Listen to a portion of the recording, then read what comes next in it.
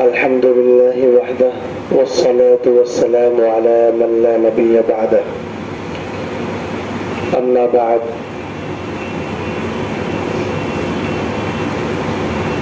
فقد قال الله تبارك وتعالى في القرآن المجيد والفرقان الحميد أعوذ بالله من الشيطان الرجيم بسم الله الرحمن الرحيم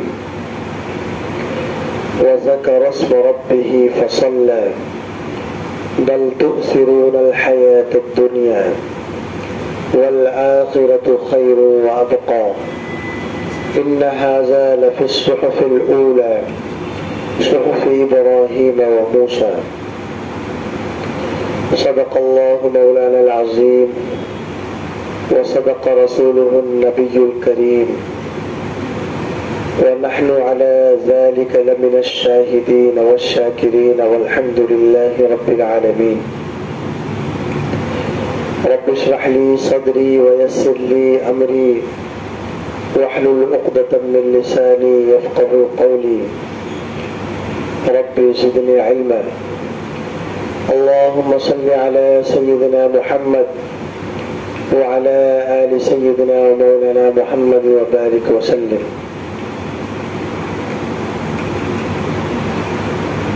برادران اسلام، عزیزان ملت اسلامیہ، اللہ تبارک و تعالیٰ کا بے انتہا شکر و احسان ہے کہ اس نے ہم تمام کی زندگی میں ایک بار پھر رمضان کی بہاروں کو لوٹایا اور رمضان کی نعمتوں، رحمتوں، برکتوں سے ہم لوگ فیضیاب ہوئے. یہ اللہ تبارک و تعالیٰ کا بہت بڑا شکر اور احسان ہے، اس لیے کہ ہم میں بہت سارے ایسے لوگ جو گزشتہ رمضان میں تھے اور اس سال رمضان المبارک کا بابرکت مہینہ انہیں میسر نہیں ہوا. آج عید کا دن ہے اور عید کے معنی آتے ہیں لوٹ کر آنے والی چیز. عید کو عید اس لیے کہا جاتا ہے چونکہ یہ ہر سال لوٹ کر آتا ہے. کچھ لوگ عید کا مطلب سمجھتے ہیں خوشی. یقیناً یہ خوشی کا دن ہے لیکن سب کے لیے نہیں. عید کا اصل مطلب ہوتا ہے لوٹ کر آنے والی چیز، اور اس کو عید اس لیے کہا جاتا ہے چونکہ یہ سال میں ایک بار لوٹ کر آتی ہے اور ہر سال آتا ہے.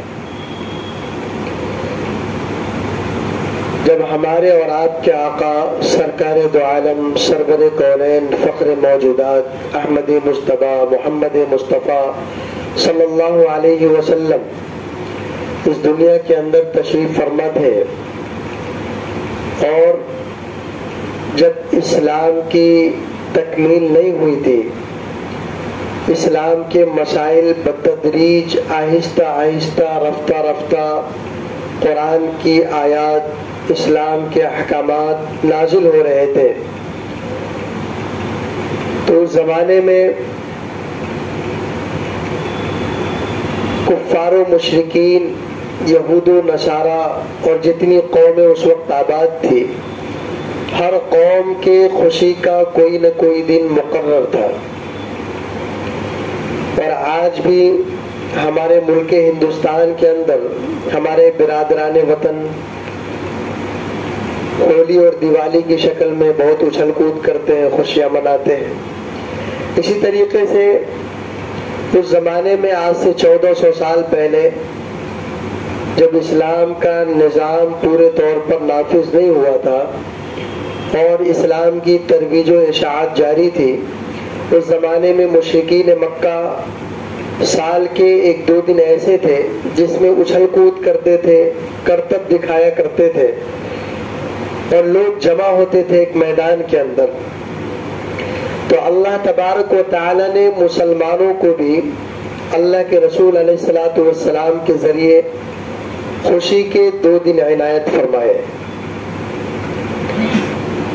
اور یہ دونوں دن ایسے موقع پر اللہ تبارک و تعالی نے عنایت فرمائے جس سے پہلے ایک عظیم عبادت کا مرحلہ گزرتا ہے. یہ عید الفطر، اس سے پہلے ہم اور آپ نے رمضان المبارک کا بابرکت مہینہ گزارا ہے. رمضان المبارک کے روزے اللہ تبارک و تعالی نے فرض فرمائے تھے. اللہ تبارک و تعالی نے ثواب کے طور پر تراویح کی نعمت عطا کی تھی اور پورے مہینے ہم لوگوں نے تراویح پڑھی. 6666 آیات کی تراویح پڑھی گئی. سارے مسلمان نے تراویح پڑھی، روزے رکھے، اور اللہ تبارک و تعالی نے اس کے انعام میں اتنی بڑی عظیم عبادت کے بعد خوشی کا موقع عطا فرمایا ہے. اسے ہم اور آپ عید الفطر کے نام سے جانتے ہیں. اسی طریقے سے اسلام کے اندر دوسری عید عید الاضحیٰ ہے. وہ بھی ایک عظیم عبادت کے بعد اللہ تبارک و تعالی نے عطا فرمایا ہے. حج اسلام کا ایک بہت بڑا رکن ہے، اور حج کے رکن کی ادائیگی کے بعد اللہ تبارک و تعالی نے عید الاضحیٰ کی خوشی عنایت فرمائی. تو اسلام کے اندر دو ہی عیدیں ہیں جو اللہ تبارک و تعالی نے مسلمانوں کو نعمت کے طور پر عطا فرمایا ہے. اللہ تبارک و تعالی مسلمانوں کو ہر سال رمضان المبارک کا بابرکت مہینہ عطا فرماتا ہے. وہ اس لیے تاکہ مسلمان اپنے گناہوں سے توبہ کر لے، میں اس کے گناہوں کو نیکیوں سے بدل دوں، اس کے توبہ کو معاف کر دوں، اور اللہ تبارک و تعالی رحمت، مغفرت اور نعمتوں کی بارش کرتا ہے رمضان المبارک کے اندر، جس کے عوض میں اللہ تبارک و تعالی اپنے مومن بندوں کے گناہوں کو مٹاتا ہے، معاف کرتا ہے. اور اتنا ہی نہیں، حدیث پاک کے اندر آتا ہے کہ جب بندہ مومن رمضان المبارک کا بابرکت مہینہ گزارنے کے بعد عید الفطر کے لیے، عید کی نماز کے لیے مسجد کے اندر یا عیدگاہ کے لیے اپنے گھروں سے جب باہر نکلتا ہے اور تکبیر تشریق بلند کرتا ہے، اللہ اکبر اللہ اکبر، لا الہ الا اللہ واللہ اکبر، اللہ اکبر وللہ الحمد، تو بندے مومن کی اس تکبیر تشریق کی آواز آسمانوں تک جاتی ہے اور فرشتوں میں ایک ہلچل پیدا ہوتی ہے، اور اللہ تبارک و تعالی فرشتوں سے فرماتے ہیں کہ اے فرشتوں بتاؤ اس مزدور کی مزدوری کیا ہونی چاہیے جس نے اپنے پورے کام مکمل کر دیے. تو فرشتے عرض کرتے ہیں یا بار الہ، اس کو پورا پورا بدلہ دیا جانا چاہیے، اس کو پوری پوری مزدوری ملنی چاہیے. تو اللہ تبارک و تعالی فرشتوں سے اعلان کرتے ہیں کہ میں نے اپنے بندوں کو پوری اجرت عطا فرما دی اور اس کے گناہوں کو نیکیوں سے بدل دیا.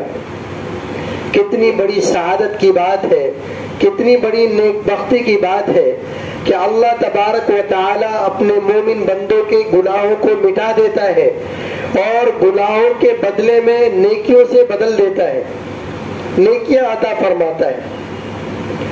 تو گویا یہ جو رمضان المبارک کا بابرکت مہینہ آتا ہے، اس کے اندر اللہ تبارک و تعالی اپنے سرکش شیاطین کو قید کر دیتے ہیں تاکہ مسلمانوں کو گمراہ نہ کیا جا سکے، مسلمانوں کو بھٹکایا نہ جا سکے. لیکن افسوس کی بات ہے کہ سرکش شیاطین کے قید ہونے کے باوجود بھی مسلمان رمضان المبارک کے اندر بھی جو نماز تراویح اللہ تبارک و تعالی کی طرف سے اتنا بڑا انعام ہوتا ہے، اس کے اندر بھی سارے لوگ شریک نہیں ہوتے اور رمضان کی بہاروں کو، رمضان کی نعمتوں کو، رحمتوں کو چھوڑ دیتے ہیں. حدیث پاک کے اندر آتا ہے آج کے دن، عید کا دن اس کے لیے ہے جس نے رمضان المبارک کو صحیح معنوں میں پورے طور پر احکام شرعیہ کے مطابق گزارا ہے، اس کے لیے اصل عید ہے، اس کے لیے اصل خوشی ہے. اور ایسے لوگوں کو نئے کپڑے زیب تن کرنا چاہیے. حضرت امام ابو یوسف رحمۃ اللہ علیہ نے فرمایا کہ انسان کو صرف اور صرف اللہ تبارک و تعالیٰ کی ذات سے امیدیں نہیں لگانی چاہیے. تمام مسلمانوں کو اللہ تبارک و تعالیٰ سے حسن ظن رکھنا چاہیے، اور امیدیں تو ہم اللہ ہی سے لگا سکتے ہیں، لیکن خالی امید ہی لگانا یہ حماقت اور جہالت کی بات ہے. آپ عبادات کچھ بھی نہ کریں، آپ نمازیں نہ پڑھیں، آپ روزے نہ رکھیں، آپ قرآن کی تلاوت نہ کریں، آپ کا مسجدوں میں آنا جانا نہ ہو، آپ صدقہ و خیرات نہ کریں، آپ زکوٰۃ کی ادائیگی نہ کریں، آپ احکام شرعیہ کے کسی مسئلے پر عمل نہ کریں، اور آپ یہ گمان رکھیں اور اللہ تبارک و تعالیٰ سے امید لگا کر رکھیں کہ اللہ تبارک و تعالیٰ ہمیں جنت میں داخل کرے گا، تو یہ انتہا درجے کی جہالت کی بات ہے. امام ابو یوسف رحمۃ اللہ علیہ نے فرمایا کہ تم نیکیوں کے کام کو انجام دو، اللہ تبارک و تعالیٰ کے احکامات پر عمل کرو، پھر اللہ تبارک و تعالیٰ سے امید لگاؤ. اور دوسری بات یہ بھی بیان فرمائی کہ اگر تم عبادات کو کر رہے ہو، اگر تم نمازوں کی ادائیگی کر رہے ہو، تراویح کی پابندی کر رہے ہو، روزوں کی فرضیت کی تکمیل کر رہے ہو، صدقہ و خیرات کر رہے ہو، نفلی عبادات کا اہتمام کر رہے ہو، تو تمہارے ذہن و دماغ کے اندر، تمہارے دل کے اندر تمہاری عبادت پر گھمنڈ، تکبر، کبر اور اس درجے کی بھی بات نہیں آنی چاہیے کہ ہماری عبادت ہمیں جنت میں لے کر جائے گی، بلکہ اللہ تبارک و تعالیٰ کا فضل، اس کی رحمت پر امید لگانا چاہیے. آج ہماری نمازیں کیسی ہوتی ہیں؟ ہماری نمازیں، ہمارے عبادات اس قدر نہیں ہے کہ ہماری عبادات ہمیں جنت میں داخل کرا دیں.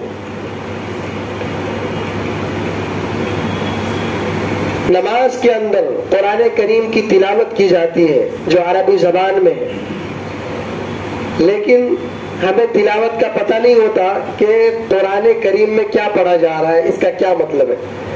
تو جب امام پڑھنا شروع کرتا ہے دماغ کی ریل چالو ہو جاتی ہے اور دنیاوی احساسات اور خیالات اور جذبات آتے رہتے ہیں خیالات کے اندر.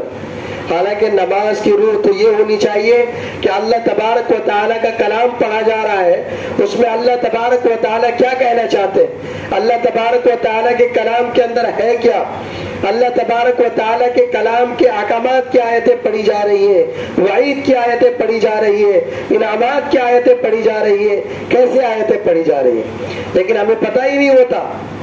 تو آپ اندازہ لگائیں کہ جب ہمارے نماز کے اندر ہمارے خیالات ادھر ادھر ہوں گے تو ہمارے نماز کا کیا عالم ہوگا.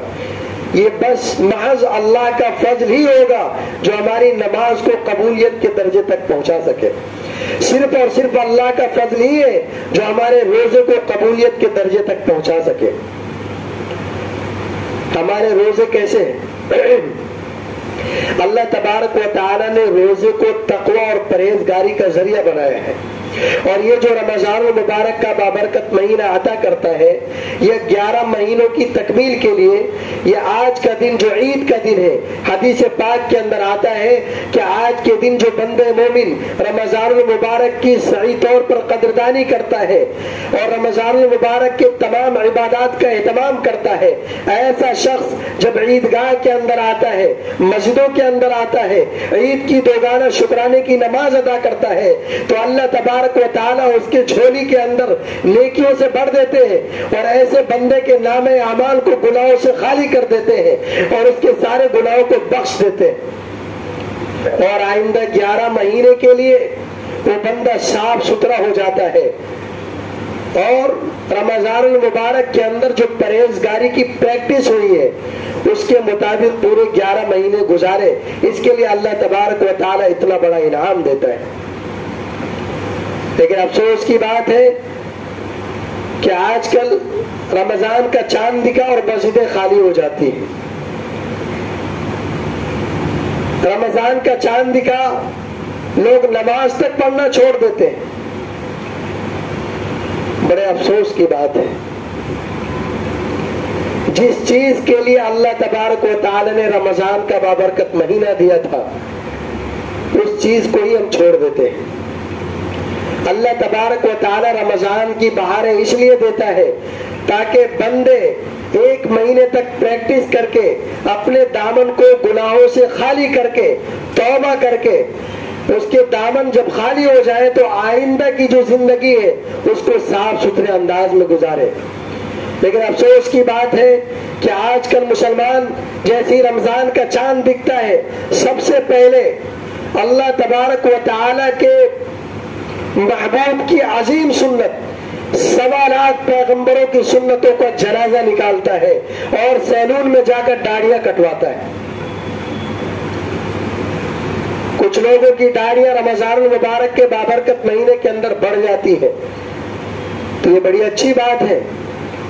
یہ 1.25 لاکھ پیغمبروں کی سنت ہے، کسی نبی نے داڑھی نہیں کٹوائی، یہ عظیم الشان سنت ہے۔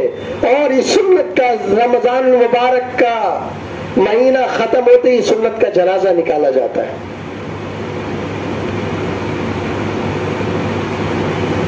کتنے افسوس کی بات ہے۔ اللہ تبارک و تعالی ہماری مغفرت کرنا چاہتا ہے، ہماری زندگیوں کو سنوارنا چاہتا ہے، ہمارے دامن کو نیکیوں سے بھرنا چاہتا ہے، لیکن ہم ہیں کہ اللہ تبارک و تعالی کی لعنت کو اپنے دامن میں سمیٹتے۔ آپ یقین جانیں کہ جو شخص اللہ تبارک و تعالی کے محبوب کی عظیم سنت کی قدردانی نہیں کرے گا اس شخص کی زندگی کے اندر پریشانیاں نہیں آئیں گی تو کیا ہوگا؟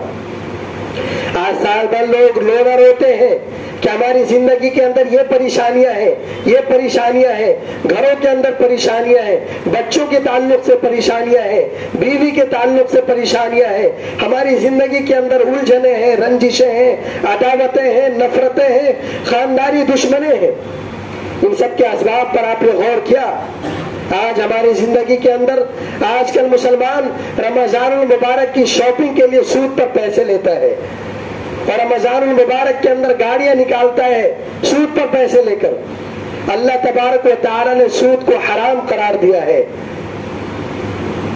جس چیز کو اللہ تبارک و تعالی نے صراحتاً حرام قرار دیا ایسی چیز کو ہم اپنے دامن میں لیں گے اور اس پیسے سے ہم اپنی عید کی شاپنگ کریں گے، اس پیسے سے ہم اپنے بچوں کو کھلائیں گے، اس پیسے کو ہم اپنے گھروں میں خرچ کریں گے، تو کیا اللہ کی رحمت اترے گی ہمارے گھروں کے اندر یا اللہ تبارک و تعالیٰ کی لعنتیں آئیں گی؟ یقین جانیں اللہ تبارک و تعالیٰ کی رحمت تو نہیں آ سکتی جب تک اللہ تبارک و تعالیٰ کے احکام کی بجاوری نہیں کی جائے۔ قرآن کریم کے اندر اللہ تبارک و تعالی نے اپنے احکامات پر عمل کرنے والے بندوں کے لیے خوشخبری دی ہے۔ ایسی خوشخبری، اتنی بڑی خوشخبری جس کے لیے لوگ ترستے ہیں۔ آج کل بہت سارے لوگوں کے پاس پیسے ہوتے ہیں، گاڑیاں ہوتی ہیں، گھر ہوتا ہے، کاروبار ہوتا ہے، آمدنی کے بہت سارے ذرائع ہوتے ہیں، لیکن ذہنی سکون نہیں ہوتا، قلبی سکون نہیں ہوتا۔ وہ کیوں نہیں ہوتا؟ اس لیے کہ ان کی زندگی کے اندر احکام شرع کے مسائل نہیں ہوتے۔ اللہ تبارک و تعالی نے جس چیز کو اپنانے کا حکم دیا ہے اس چیز کو چھوڑ کر زندگی گزارتے۔ تو یقین جانے کبھی ہماری زندگی کے اندر بہار نہیں آئیں گے، ہمارے گھروں کے اندر برکتیں نہیں آئیں گی، جھگڑے ہی ہوں گے، نفرتیں پیدا ہوں گی، اللہ تبارک و تعالیٰ کی رحمت ہمارے گھروں کے اندر نہیں آئیں گی۔ جب ہم اللہ تبارک و تعالیٰ کے احکامات کی بجاوری کریں گے تو اللہ تبارک و تعالیٰ نے قرآن کریم کے اندر وعدہ کر رکھا ہے کہ ہم تمہیں حیات طیبہ والی زندگی عطا کریں گے، خوشگوار زندگی عطا کریں گے۔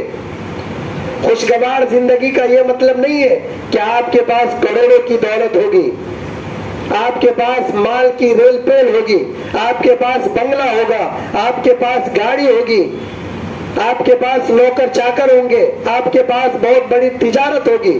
اس کا یہ مطلب بالکل نہیں ہے، بلکہ خوشگوار زندگی کا یہ مطلب ہے کہ آپ کی جو بھی زندگی ہوگی وہ پرسکون زندگی ہوگی، آپ کی زندگی کے اندر برکتیں ہوں گی، آپ کی زندگی کے اندر اللہ تبارک و تعالیٰ کی نعمتیں ہوں گی، آپ کی اولاد فرما برداری کرے گی، آپ کی بیوی آپ کے حقوق کو ادا کرے گی، آپ کے بچے آپ کی باتوں کو مانیں گے، آپ کا گھر جنت جیسا بن جائے گا۔ لیکن اس کے برخلاف اگر اب اللہ تبارک و تعالیٰ کے حکم سے روگردانی کریں گے، اللہ تبارک و تعالیٰ کے حکموں کو توڑیں گے، اللہ تبارک و تعالیٰ کے احکام سے منہ موڑیں گے، اللہ تبارک و تعالیٰ کی بارگاہ سے دور ہو جائیں گے، اللہ تبارک و تعالیٰ کے حکم کی خلاف ورزی کریں گے، تو یاد رکھیں اللہ تبارک و تعالیٰ نے قرآن کریم کے اندر اعلان فرما دیا، وَمَنْ أَعْرَضَ عَنْ ذِكْرِي فَإِنَّ لَهُ مَعِيشَةً ضَنْكًا وَنَحْشُرُهُ يَوْمَ الْقِيَامَةِ أَعْمَى قال رب لما حشرتني اعمى وقد كنت بصيرا۔ قرآن کریم کے اندر اللہ تبارک و تعالی نے بیان فرما دیا کہ جو شخص، جو کوئی آدمی اللہ تبارک و تعالی کے حکم سے اعراض کرے گا، قرآن کی تعلیمات سے اعراض کرے گا، اللہ تبارک و تعالی کے حکموں سے اعراض کرے گا، منہ موڑے گا، اس کی خلاف ورزی کرے گا، ہم اس کی زندگی کو تنگ کر دیں گے، ہم اس کی زندگی کو جکڑ دیں گے پریشانیوں سے، دشواریوں سے، مصیبتوں سے۔ یوں تو بظاہر مال و دولت بھی ہوگی تو وہ شخص زندگی بھر پریشان رہے گا۔ اور مسلمانوں کے لیے سب سے بڑی بات یہ ہے کہ مسلمانوں کے لیے یہ جو زندگی ہے یہ ابدی زندگی نہیں ہے، یہ فانی زندگی ہے۔ ہو رہی ہے عمر مثل برف کم، رفتہ رفتہ دھیرے دھیرے دم بدم۔ جس طریقے سے برف پگھلتا رہتا ہے، آپ کتنا بڑا بھی برف کا چٹان لے آئے، اس کا استعمال نہ کرے تو پگھلتا رہے گا اور ایک وقت آئے گا کہ وہ پورا کا پورا بہہ جائے گا۔ اگر آپ نے اس برف سے فائدہ نہیں اٹھایا تو پانی ہو جائے گا۔ اسی طریقے سے ہماری زندگی ہے، اگر ہم نے زندگی کے ایام کو صحیح طور پر نہیں گزارے تو ہماری زندگی ایک دن ختم ہو جائے گی اور سوائے افسوس اور حسرت کے ہمیں کچھ حاصل نہیں ہوگا۔ کل قیامت کے دن جب ہم مرنے کے بعد زندہ ہوں گے تو اللہ تبارک و تعالی ابدی زندگی عطا کرے گا، اس کے بعد کسی کو موت نہیں آئے گی۔ اس وقت کی تیاری کے لیے اللہ تبارک و تعالی نے یہ زندگی دی ہے۔ لیکن افسوس کی بات ہے کہ آج کل وقت گزاری ایسے ہو رہی ہے جیسے لوگوں کی زندگی کی خبر ہی نہیں۔ آئے دن لوگوں کی جانیں جا رہی ہے حادثات کے اندر، نوجوان مر رہے ہیں، بچے مر رہے ہیں، بوڑھے مر رہے ہیں، موت کا کوئی ٹھکانہ نہیں ہے، لیکن انسانوں کے ہوش نہیں ٹھکانے آ رہے ہیں۔ لہذا ضرورت اس بات کی ہے کہ ہم اپنی زندگی کے ایام کو صحیح طور پر گزاریں۔ اور اللہ تبارک و تعالی نے یہ جو رمضان المبارک کا بابرکت مہینہ عطا فرمایا تھا، یہ اس لیے عطا فرمایا تھا تاکہ ہم اس بابرکت مہینے کے اندر اپنے گناہوں کی معافی کریں۔ اللہ تبارک و تعالی نے جو خاص طور پر تراویح کا تحفہ، روزے کا تحفہ دیا تھا، یہ اس لیے دیا تھا تاکہ ہم اپنے گناہوں کی بخشش کروا لیں، ہم اپنے دامن کو گناہوں سے پاک کر لیں، ہم اللہ تبارک و تعالی کے سامنے رو کر گر گرا کر اور عاجزی کے ساتھ منت سماجت کر کے اپنے گناہوں کی معافی تلافی کر لیں۔ اور ایسے لوگ جنہوں نے رمضان المبارک کے بابرکت ایام کو صحیح طور پر اللہ تبارک و تعالیٰ کے حکم کے مطابق، نبی صلی اللہ علیہ وسلم کے طریقے کے مطابق، سنت و شریعت کے مطابق گزاری ہے، ایسے شخص کے لیے آج عید کا دن ہے، آج خوشی کا دن ہے، اور ایسے شخص کے لیے بشارت ہے۔ فرشتے اعلان کرتے ہیں کہ آج تمہارے گناہوں کو معاف کر دیا گیا، آج تمہارے گناہوں کو بخش دیا گیا۔ آج تم جب عیدگاہ سے جاؤ گے، مسجد سے نماز دوگانہ عید کی جب شکرانے کی نماز پڑھ کر جاؤ گے تو تمہارا دامن گناہوں سے پاک ہوگا۔ فرشتے اعلان کریں گے، اللہ تبارک و تعالی ایسے لوگوں کی بخشش کر دیں گے۔ لیکن رمضان المبارک کے گزرنے کے بعد ہماری ساری ذمہ داری ختم نہیں ہو جاتی، بلکہ یہ جو رمضان المبارک کا بابرکت مہینہ آتا ہے، یہ رمضان کے خاص مہینے کے اندر قرآن کی تلاوت ہوتی ہے تراویح کی شکل میں، اور ویسے بھی یہ رمضان المبارک کا مہینہ خاص کر قرآن کا مہینہ ہے، اور اس مہینے کے اندر قرآن کا خاص تعلق ہے، لہذا قرآن کریم کی تعلیمات کو سال بھر جو 11 مہینے ہم گزاریں گے اس قرآن کریم کی تعلیمات کے مطابق گزاریں، پھر صحیح معنوں میں رمضان کی قدردانی ہوئی۔ اور اللہ تبارک و تعالی نے رمضان المبارک کے اندر سرکش شیاطین کو قید کر دیا تھا، اور جیسے ہی رمضان کا چاند نکلا سرکش شیاطین جو قید ہوئے تھے وہ پھر سے باہر آ گئے، اور وہ ایمان والوں کو بھٹکاتے پھریں گے۔ لیکن حدیث پاک کے اندر آتا ہے کہ جب اللہ تبارک و تعالی نے ابلیس کو پیدا کیا تھا جو شیطانوں کا سرغنہ اور سردار ہے، مٹی کا پتلا بنایا تھا حضرت آدم علیہ السلام کو، تو فرشتوں نے کہا تھا، ابلیس نے کہا تھا کہ آپ ایسا پتلا بنا رہے ہیں اور ایسی قوم کو آپ پیدا کر رہے ہیں جو زمین میں جا کر دنیا میں جا کر خونریزی کرے گی، قتل و غارت کرے گی، فساد برپا کرے گی اور آپ کے حکم کی نافرمانیاں کریں گی۔ تو اللہ تبارک و تعالی نے ارشاد فرمایا انی اعلم ما لا تعلمون، جو میں جانتا ہوں وہ تم نہیں جانتے۔ اور اللہ کے رسول علیہ السلام نے فرمایا کہ اللہ کے جو خاص نیک بندے ہوتے ہیں وہ شیطان کے مکر و فریب میں نہیں آتے، شیطان سے اپنے دامن کو بچاتے ہیں۔ شیطان ہر اعتبار سے بھٹکانے کی کوشش کرتا ہے، ہر انسان کو ہر پرائے میں بھٹکانے کی کوشش کرتا ہے، لیکن جو اللہ کے خاص بندے ہوتے ہیں وہ شیطان کے چکر میں نہیں آتے۔ لہذا شیطان انسان کا کھلا ہوا دشمن ہے، اور وہ چاہتا ہے کہ انسان مسلمان کوئی بھی نیک کام نہ کرے، اور بعض ایسے لوگ ہیں جو نیک کام کرتے ہیں تو نیکیوں کے ذریعے بھی بھٹکاتا ہے۔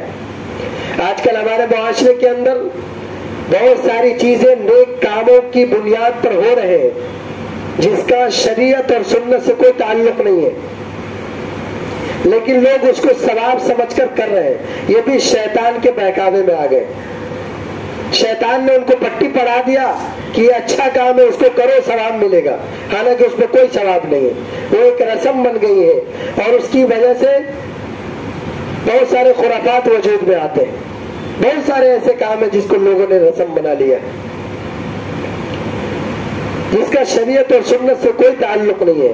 تو یہ جو رمضان المبارک کا بابرکت مہینہ جا رہا ہے یہ قرآن کا پیغام دے کر جا رہا ہے، قرآن کی عظیم سنت اور قرآن کی تعلیمات کو اپنے سینے میں بسا کر اس پر عمل کرنے کے لیے پورا رمضان ہمیں یہ بار بار اطلاع دیتا رہا اور جھنجھوڑتا رہا، قرآن کریم کی تلاوتیں ہوتی رہی کہ جو باقی ایام ہے اس میں بھی تم قرآن کے احکامات کے مطابق زندگی گزارو۔ لہذا ضرورت اس بات کی ہے کہ ہم آئندہ کی جو زندگی گزارے وہ ہماری شریعت اور سنت والی گزرے۔ اور آج کے دن کی سنت یہ ہے کہ انسان خوشبو لگائے، غسل کر کر آئے، نیا کپڑا میسر ہو تو زیب تن کرے، اور ایک مسئلہ یہ ہے کہ عید الفطر کی نماز سے پہلے صدقۃ الفطر ادا کر دے۔ یہ صدقۃ الفطر ادا کرنا واجب ہے، اور حضرت امامنا امام اعظم امام عالم ابو حنیفہ رحمۃ اللہ علیہ جس کے ہم ماننے والے ہیں، ان کے نزدیک عید الفطر کی نماز سے پہلے ادا کرنا بہتر ہے، اور امام احمد بن حنبل رحمۃ اللہ علیہ، امام شافعی رحمۃ اللہ علیہ، ان کے نزدیک تھوڑے مسئلے الگ ہیں۔ وہ مسئلہ یہ ہے کہ عید کی نماز سے 2 دن تک مؤخر بھی کر سکتے ہیں، یعنی پہلے ادا کر لینا بہتر ہے، لیکن اگر مؤخر کرے تو بھی ہو جائے گا۔ اور ایک مسئلہ یہ ہے کہ یہ جو صدقۃ الفطر ہوتا ہے، یہ جو گھر کا گارجین ہے اس کے نابالغ بچے، اگر کوئی ایسا بچہ جو کماتا نہیں ہے، جتنے بھی ان کی اولادیں ہیں سب کی طرف سے ادا کرنا ضروری ہوتا ہے اور واجب ہوتا ہے۔ یہاں تک کہ امام شافعی رحمۃ اللہ علیہ کے نزدیک اگر چاند کے نکلنے سے پہلے کسی بچے کی ولادت ہوئی تو اس پر بھی صدقۃ الفطر واجب ہے اور اس کا بھی صدقۃ الفطر ادا کرنا ضروری ہے۔ اور امام اعظم ابو حنیفہ رحمۃ اللہ علیہ کے نزدیک نماز عید سے پہلے یعنی فجر کی نماز تک، صبح صادق تک بھی کوئی بچہ پیدا ہوا تو اس کا بھی صدقۃ الفطر ادا کرنا واجب ہے اور ضروری ہے۔ اور امام شافعی کے نزدیک اگر کوئی عید کا چاند نکلنے سے پہلے مر گیا تو اس کا صدقۃ الفطر ادا کرنا واجب ہے، لیکن عید کا چاند نکلنے کے بعد اگر وہ مرا تو اس کا صدقۃ الفطر واجب نہیں ہے، لیکن امام اعظم ابو حنیفہ رحمۃ اللہ علیہ کے نزدیک واجب ہے۔ تو یہ واجب چیز ہے جس کا ادا کرنا ضروری ہے۔ تو جن حضرات نے صدقہ فطر ادا نہ کیے ہوں آپ نماز کے بعد ادا کر لیں۔ اور چونکہ یہ عید کی نماز سال میں 2 ہی مرتبہ آتا ہے تو لوگوں کو طریقے بھی یاد نہیں رہتے، اس لیے مناسب معلوم ہوتا ہے کہ نماز کا طریقہ بتا دیا جائے۔ تو توجہ سے نماز کا طریقہ سن لیں، چونکہ یہ عید کی نماز کی قضا بھی نہیں ہے، ایک ہی بار پڑھی جاتی ہے تو صحیح ڈھنگ سے پڑھے جس طریقے سے ادا ہو جائے۔ نماز کے لیے، کسی بھی نماز کے لیے سب سے پہلے نیت شرط ہوتی ہے، اور نیت کہتے ہیں دل کے ارادے کو۔ بعض لوگ یہ بھی بیان کرتے ہیں کہ زبان سے ادا کرو، عربی میں ادا کرو۔ زبان سے ادا کرنا ضروری نہیں ہے اور عربی کے جملے ادا کرنا ضروری نہیں ہے۔ عربی کے جملے پڑھے جاتے ہیں تو آپ کو پتہ ہی نہیں چلتا، تو آپ عربی میں نیت کیسے کریں گے؟ نیت اصل دل کے ارادے کا نام ہے۔ اگر کسی نے عید الفطر کی نماز پڑھتے ہوئے دل میں یہ ہے کہ میں عید الفطر کی نماز پڑھنے جا رہا ہوں، لیکن اس نے نیت کر لی کہ میں ظہر کی نماز پڑھ رہا ہوں، تو بھی اس کی عید کی نماز ہو جائے گی۔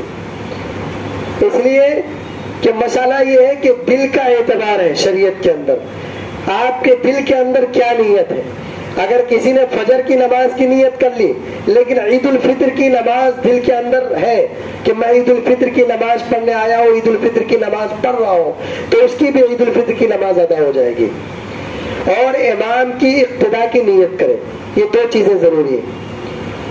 یہ ضروری نہیں ہے کہ آپ یوں کہیں میں 2 رکعت نماز عید الفطر کی نیت کرتا ہوں 6 زائد تکبیروں کے، پیچھے اس امام کے، منہ میرا کعبہ شریف کی طرف، اللہ اکبر، اتنا کہنا ضروری نہیں ہے۔ منہ تو کعبہ شریف کی طرف ہی ہوتا ہے، اگر قبلے کی طرف منہ نہ ہو تو نماز ہی نہیں ہوگی۔ اور 6 زائد تکبیر ہوتی ہے اس کے اندر، تو یہ کہنا بھی ضروری نہیں ہے۔ کسی مسجدوں کے اندر یہ بھی اعلان ہوتا ہے 6 زائد تکبیروں کے، تو آپ یہ بھی کہیں 2 رکوع کے ساتھ، 2 سجدے، 4 سجدوں کے ساتھ، یہ سب کہنا ضروری نہیں ہے۔ اصل مسئلہ یہ ہے کہ دل کے اندر آپ کی نیت ہونی چاہیے کہ میں عید الفطر کی نماز ادا کر رہا ہوں، اور جس امام کے پیچھے آپ ادا کر رہے ہیں اس کی اقتدا کی نیت کر لیں، آپ کی عید الفطر کی نماز ادا ہو جائے گی۔ تو نمبر 1 پر تو نیت ہے۔ دوسری چیز یہ ہے، نماز عید الفطر کے لیے جب امام اللہ اکبر کہے تکبیر تحریمہ، تو اللہ اکبر سب کو کہنا ہے۔ یہ تکبیر تحریمہ فرض ہے، بہت ساری چیزیں نہیں پڑھی جاتی ہیں، لیکن اگر آپ نے تکبیر تحریمہ نہیں کہا تو آپ کی نماز نہیں ہوگی۔